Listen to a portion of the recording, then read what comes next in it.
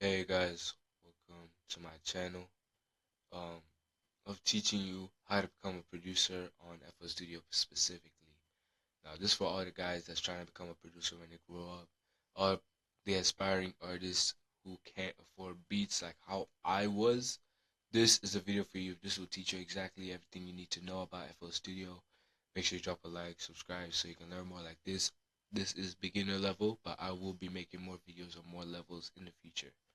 Now, once you open FL Studio, you might be greeted with a lot of stuff that you don't know. So if that happens, please just click new from template and then click empty. It will have nothing. Nothing at all. If it does, just close everything. Only have this open. Now, and what this is this icon right here. So if you don't know where to find it, it's right there. First one here. Now, what you want to do as soon as you enter FL Studio, or before you make a beat, you need to have a melody. Now, melodies are hard to make using VSTs, which are virtual instruments. Basically, instruments that like you don't have physically, like instruments that are digital.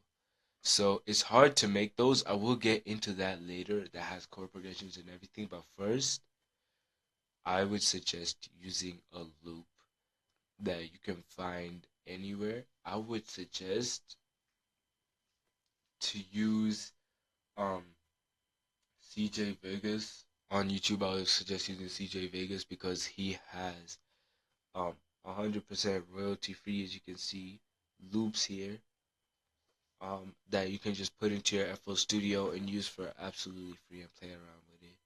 And it is a big time saver for producers like me. If I ever need a melody and I can't make one, or I'm not feeling it, I can literally just go to his channel and then uh I don't even have ad blockers on,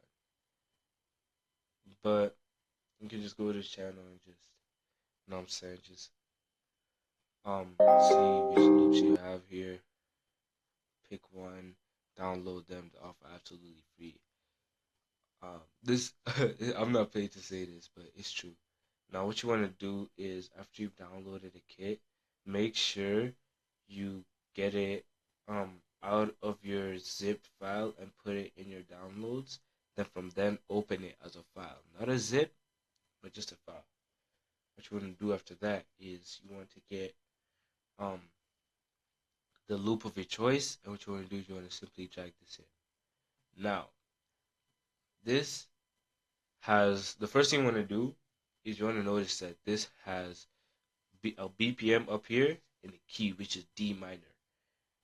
Now, what you need to do about this is when it says 132 BPM, you want to change what's up here. This says 140, so we're going to click not on this side. This will move it too precisely.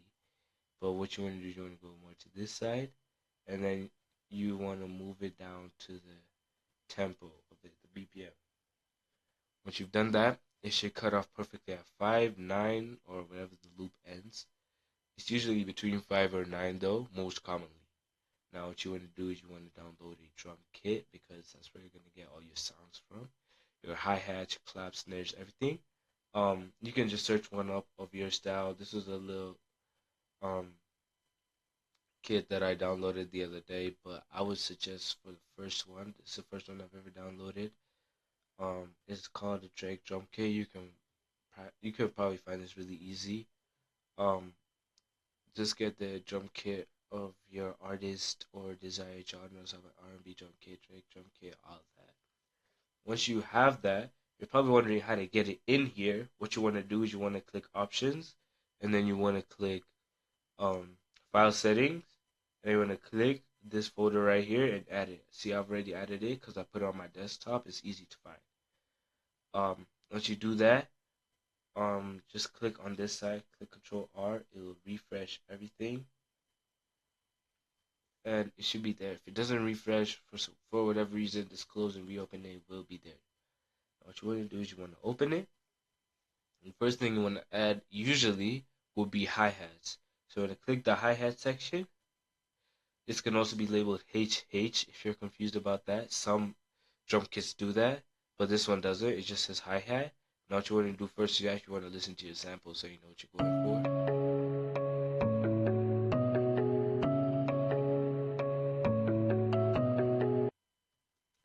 So you want to pick out a hi-hat from here.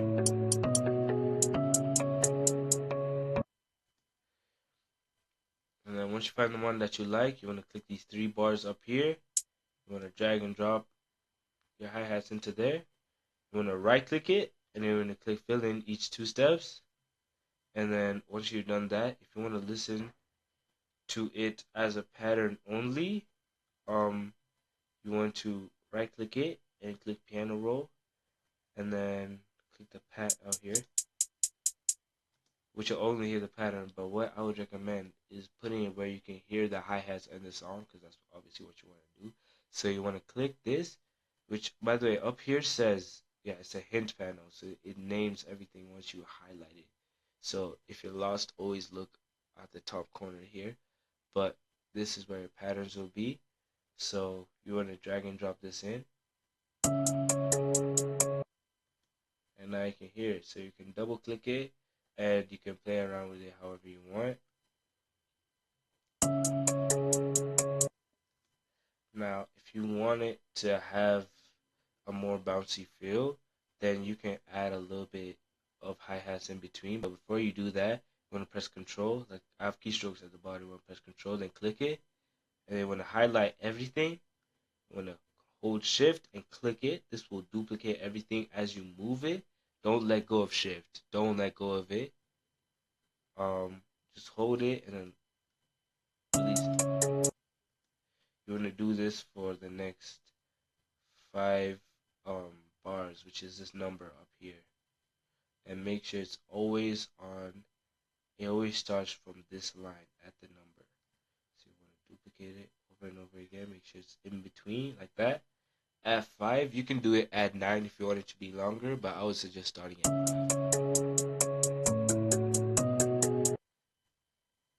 Now what you want to do is, if you want it to have a more bouncier feel, what you can do is you can click in between and add more hi-hats. You can add another one.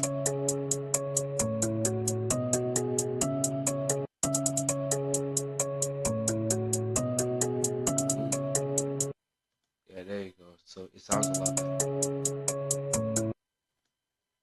And if for whatever reason you have second thoughts about using this hi-hat and you think, oh, I have to restart making the pattern, you don't.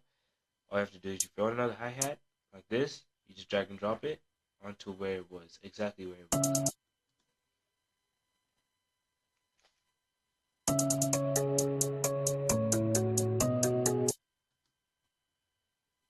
And then there you go. Now, I don't want to actually switch it, so I'm going to leave that. And if you don't want your hi-hats to be this loud, you can click the volume button and then turn this upwards, which will decrease it. I don't recommend making it any louder. So that will solve that problem. What you want to do next is you want to add a clap or a snare. They're essentially the same thing. If you hear them, you just know.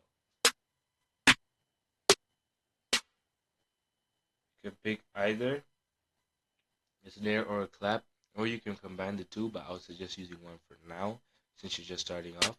You're going to do the same thing. You're going to add this right there. You don't want to put it on top of this because that will substitute it, and all your hi-hats will hit the snare and it'll just be loud, and we don't want that. What you want to do for this is the same thing. You open up piano roll here, and this is where you can see all your hi-hats right here. So you're going to put anything in the same place it shows you. But what you want to do for every snare and clap is you want to add it in the middle of each of these numbers. That's a bit loud. This is the velocity, where you can change the loudness of things. That's how you did for the volume. But this one is for like individual ones.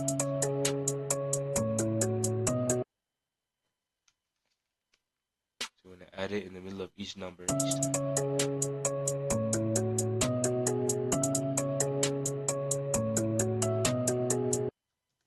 Now if you want it to be catchy, you can add another one, like maybe here.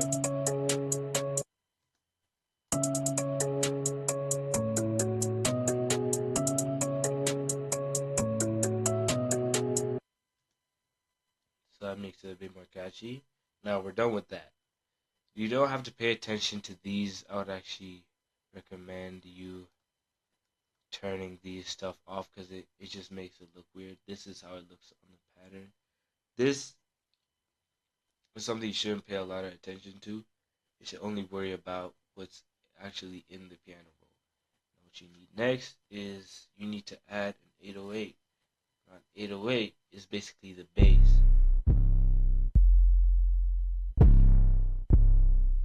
You can download an 808 pack if what is in this kit isn't enough for you or it doesn't have what you're looking for. That's completely fine.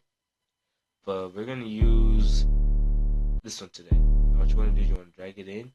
Don't go into the piano roll just yet. This is a very important step that you cannot miss. What you want to do is you want to open this up by double clicking it. Now don't be confused by everything that's here, okay? We'll learn this later. But what you want to do is you want to click on this loop point. You want to make sure it's off. And then you want to click this wrench tool. And then you want to click cut self. What this does is it doesn't let the 808s clash with each other and it won't sound messy and it won't blow your ears up. What you want to do, you want to end the piano roll again. And you want to make sure that your 808s are in key. Now, this says D minor. If you're using a CJ Vegas sample, it already shows you the key of everything. Let me make this up. It already shows you the key of everything, so you shouldn't struggle with this. However, if you're using a sample from anywhere else that doesn't have the key or even the BPM, what you want to do is you want to go to tunebat.com/analyzer and it will detect. You just drag and drop a file right here and it will detect key and BPM. If you still feel like that's off key, what you can do is you can control click your sample and then while holding control press the up arrow till like 8, and then what you want to do is you want to hear how it sounds. So it sounds like a beep sound. It's kind of annoying, I'm sorry, but it's the only way that you can hear it by ear, like the easiest. So if you move it up, you can tell you're almost there. Try D sharp. No. Okay, that didn't work. As you can tell, you can hear that it's in key. That's using by ear. Then want to just click it again, holding control. Press that down till it's in the scale of 5. Now, if your beat is anything above F, it's like on G or A, and you don't want it to sound this loud, you can use A4. And it's okay, but if you go too low, it just won't be heard, as you can hear.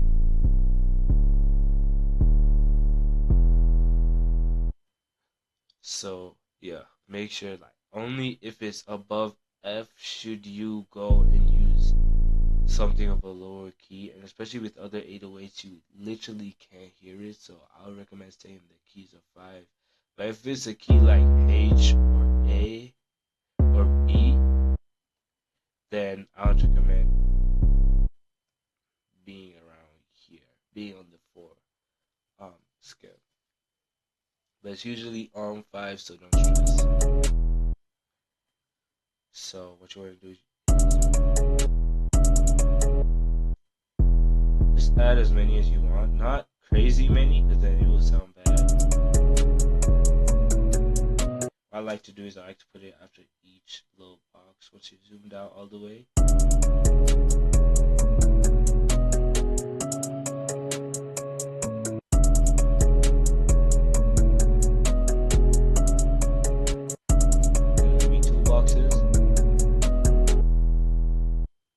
And then I can duplicate this by clicking Control click, as I've told you. And hold Shift. You can duplicate that just like that.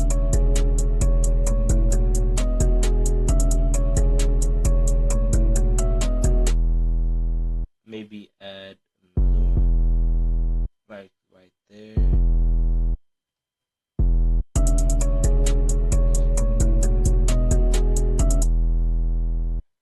It's a bit too late.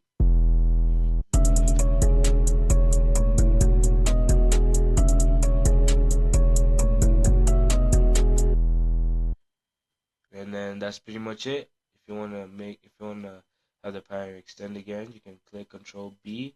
That'll duplicate it right in front of each other.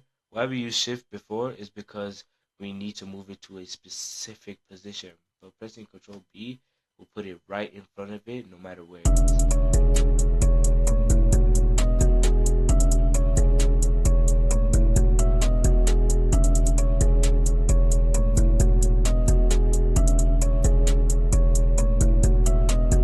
That's pretty much it for the first lesson.